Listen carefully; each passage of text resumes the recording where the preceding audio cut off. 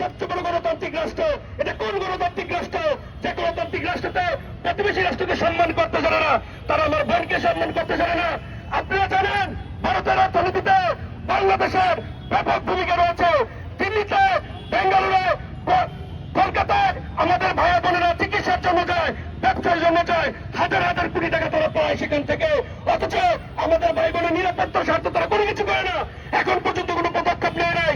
আমরা বলে দিতে চাই, দিল্লিকে অতীতে শেখ হাসিনাকে যেভাবে অধীনস্থ করে যা দমিয়ে রেখেছিল, এই ছাত্র জনতাকে, এই বৈষম্য বিরোধী ছাত্র আন্দোলনকে কখনো এই বাংলাদেশের মানুষকে আর দমিয়ে রাখতে পারবে না। শুধুমাত্র সীমান্ত কোনো হত্যাকাণ্ড নয়, ভারতের মাটিতে আমাদের বাংলাদেশিদের উপর যদি কোনো আঘাত আসে, যদি কোনো আঘাত আসে, আমার বোন রাজিয়াকে যেভাবে মেরে ফেলেছে সেটার প্রতিবাদ তীব্র যদি না হয়, সেটার কঠোর যদি দৃষ্টান্তমূলক শাস্তি না হয়, আমরা বাংলাদেশের যারা আছি তারা সেটার প্রতিবাদ করে যাবো ইনশাআল্লাহ।